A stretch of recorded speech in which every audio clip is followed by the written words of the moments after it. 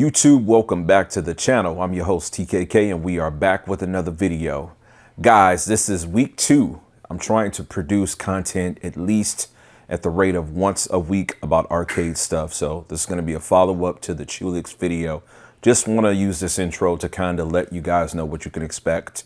Today we're going to be looking to put an Ethernet cable into the Chewlix to get it playing and to make it feel more, modern overall. This thing is meant to be very modular, and at this point I don't have one of my internet Velop nodes inside of it, but I did run an Ethernet cable because I want to make sure that I can get optimal performance if I'm playing competitively against someone in any of the fighting games that I have currently installed. Today we're also going to talk about some of the reasoning why I got what I got installed onto my Chewlix, specifically the Stream Deck. It's a very, very good advice that, I would encourage you look into getting if you were to get one of these. So if you guys happen to have any questions within this project, I'll do my best to try to timestamp, but I really want to make this an organic speaking video with me just showing and talking to you guys about this project. So sit back, relax, and we're going to enjoy and get it going right after this intro.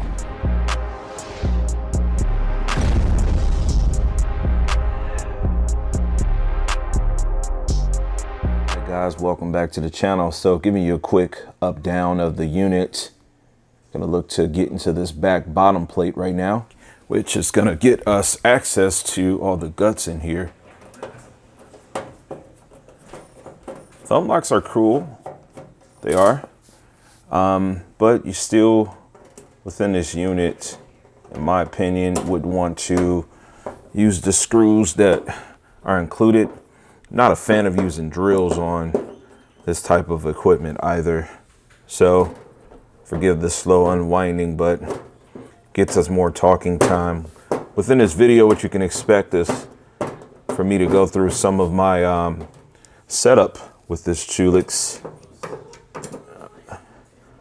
This setup is meant to be super modern, right? That's why we went over all the parts and everything last week. So the follow-up is just to get this thing connected so I can actually start playing it. So we will get some gameplay in this video. That's going to get us to the sweet spot of everything we're looking for. Everything's set up really nice into a T on this cabinet. I pushed the AC cord in there because I did the build in the kitchen. Going to be getting some work done in the kitchen to clean it up a bit, but right now it's my favorite spot to build because I got great light in there. But this thing's performed really well, man. The computer's been great. I've had no heating issues. I'm really glad I decided to try to put the 3080 Ti in there. Did not think this was gonna fit. There's a lot of cards that would not fit inside of this case, but yeah, everything's in here really nice. One thing I want to point out, the fan right here, it's not working. So I don't have a legit fan connected. That's the same case for this one up top too. So I just put them there just so I wouldn't have 2 open holes there, but that'll be something that I'll do going forward. Right now, I don't need it. I don't need to exhaust. I think I've got pretty good ventilation into this unit. Enough of the babbling. The biggest thing that I'm trying to accomplish today is me getting an Ethernet put in here, right? So this whole opening here is going to be another modification going forward. Right now, I just have a strip and everything managed inside of the strip. What I want to do though is I want to close this back up and I want to create like my own strip. I'd like to get one of those battery backup units put into this system so that everything's self-contained. So even if I need to move it, it'll still be on for 10-15 minutes. Right now, I'm not going to worry about getting this Ethernet managed or anything, but just want to kind of get that plugged in. And so, yeah, some of the mentions that I caught from you guys. And listen, I encourage everybody to, if you have the resources available at your disposal, start creating some videos if you can with your cell phone. It doesn't matter. The more people that we can get making content, and that's why you guys are going to see a lot of Chewlix content, Vewlix content, arcade content on the channel. The more people we can get involved into our community, the better. It's going to put us in a position where we can grow even more. It's nice having the Facebook group, being able to talk to each other, share pictures, things like that. But there's nothing like the video side of things, being able to put videos on YouTube. So really do recommend that. So after I get this guy screwed into here, we're gonna go ahead and get it pushed back to where it belongs, back in my living room, which doesn't look like a living room. Let me tell you, like, my situation is a unique one. My living room is a game room. My dining room is an arcade, and everything else in between. Oh, that dropped. But let me get this guy put together. We'll be right back. Hey, so he is in place. So nice. So clean. Let's get this thing fired up. Right, this is my setup, all in place. Nice and cozy. Right in the heart of the living room.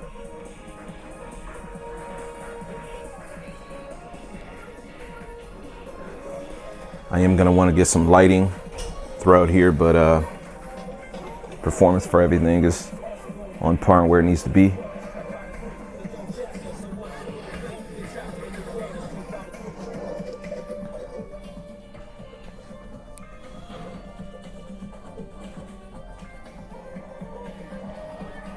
I love it. So now that I've got it connected and the internet running to it, I want to take a little bit of time to talk to you guys about some of the other potentials that you can do with your Chewlix, or at least what I'll be using with mine. This is the Stream Deck. This is definitely going to be one piece of equipment you'd like to have. One thing I want to point out is that towards the end of my video yesterday, I used no keyboard to do the setup. So let me get this tripod position so we can talk some more. All right, guys, so we're going to shift the direction of this just a little bit. What I'm going to do is I'm going to go ahead and attempt to power this system on. From turning it on, just hit power. Everything's already plugged in. So this next portion is going to really be talking about this Stream Deck. Boot speeds are pretty quick. Again, if you followed the prior video last week about this, you've seen I have a dedicated gaming PC in here. So there's not like a Taito X3, X4, X2 or anything like that. We've got a full Windows gaming PC. I have Windows 10 as the OS. Boot speeds come on fast. And then from there, I have it set to just really turn on to my front end. Similarly to what you get if you did a multi with the Taito X3 or 4. I wanted to simulate that. So again, big box front end. That comes on. Let's hurry up and get this started. Currently, the games that I have on my selection. Bring it on. Now, if you notice the audio change,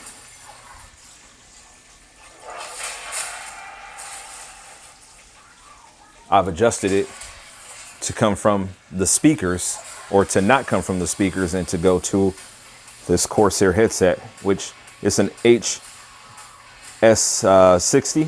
That's the model I like to use. It's a wired headset. I've got a sound DAC right here, so I can use the physical knob. But the Stream Deck creates the magic for me, right? I was looking for something where, you know, if I don't have to use a mouse and keyboard, I don't have to.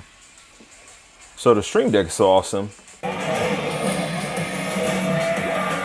Just one press, I'm able to map out keys to put me in a position where I can have that uniformity.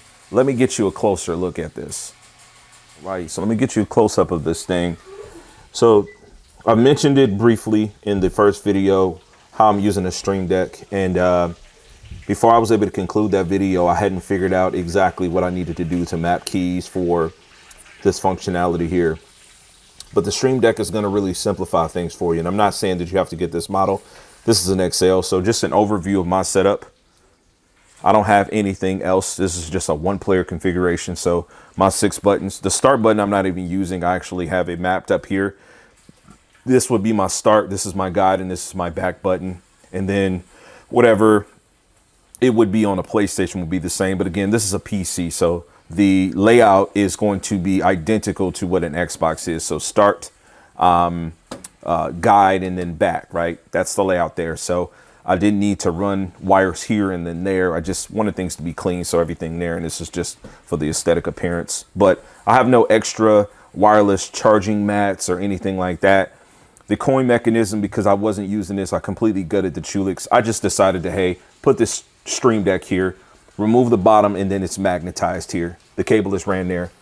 But generally speaking, what this thing can do is it can make it where, you know, you can map out your single keys just for your games. Now, I don't necessarily need this because in the way that I'm utilizing mine, all of my games are there. As I add games from Steam, official titles, for me to be able to play online with people, you know, the games are going to be there. But let's just say if I didn't do something like this, this is just an idea for you. Now, I do have Fightcade mapped.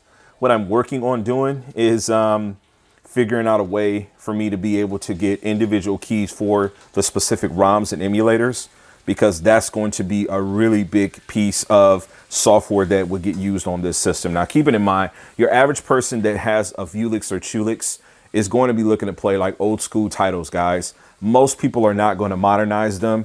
However, I am seeing quite a bit of people in the Facebook group that are putting the QHD LG monitors. Some people doing the 4K like myself. This is the BenQ Mobius. I wanted mine to be set up so that I could play in 4K, high refresh rate, so that I can have super low input latency. But still being able to play like old school titles is really big. Now, I'm not one that really wants to sit and play the computer. I want to play against other people, and this is where Fightcade comes in. So again, you might be well versed with it, but if you're not, research Fightcade 2. It is free software. You can download that and you can get that going. But I want to figure out a way to get these buttons mapped out so that like I can have my CBS 2, my Alpha 3, my Third Strike, my Second Impact, new generation, and so forth. What I was able to do here, though, is to map out some controls for audio, right? And so from here, I can change this to go headset or for the amplifier. Really cool stuff. I'm not going to actually do a tutorial on this, but if there's any requests, I mean, you guys can look it up. And if you can't find it, I can definitely help you. But what I can do is from the press of a button, setting this to the amplifier. And when I do that, I got volume here. Like if you look closely, I've got volume for the specific applications that are running too. We've got Steam up and we've got Big Box running. And then this is just the overall system, right? So up, down, volume, X takes me back there. And again, if I wanted to just change that, I could do that. Now for the headset, I didn't map out the volume because my amplifier has a volume wheel. And as I turn it, you'll see that it does turn up and down the system audio. And this is the headset you're hearing. This thing gets really loud. I digress. This is a really cool piece of technology that I think that you guys should definitely invest into getting if you do get yourself a Chewlix or a Vewlix. Now, I've said prior in like posts, because I know this is going to be a video often viewed by people from the Facebook community. That's where I plan on sharing this at. But if it's anybody that's interested, you happen to see this from YouTube and you're like, just wondering what this is, the Chewlix is going to be the knockoff of the Vewlix. It's also going to be the cabinet that I would suggest that you cut on. When I say cut, I mean modify. If this was an official Vewlix, which they look very similar, right? I would not be, doing the different things that I did. If this was a Vewlix, I would be setting it up so that it can be a relic. It can be something to marvel on. And I do plan on adding one of those to my collection within the year. Hopefully we can accomplish that. I got a lot of big things going on for myself and my life. But for this, the Chewlix, yeah, you get in here, you get you a better monitor, get you the sticks you want to get, and you add something like this to make it more uniform. The idea behind this project for me was for me to be able to get on this thing, turn it on, not have to use a keyboard and mouse, right? So as it stands, if I hit back, I just hit shutdown from the software Big Box, and now it's turned off. So I could take it a step further, and I could very well, hot wire a button somewhere in here for me to be able to hit power to turn on the PC, but I don't even need to turn it off. So all I have to do is just hit the button to turn it on, and then within the software, turn it off. So very similar to what you guys get when you use your Taito X3, X4. So hopefully this video has been helpful. Again, the more content that can be produced, the stronger the community can be. And so that's what I got for you guys. Let me know if you have any comments down in the comment section. If you like the video, please leave a thumb up. If you want to support the channel, you can do that. You can leave a thanks or anything like that. And I will catch you guys on the next video. Peace. God bless. And as I always say, Max love.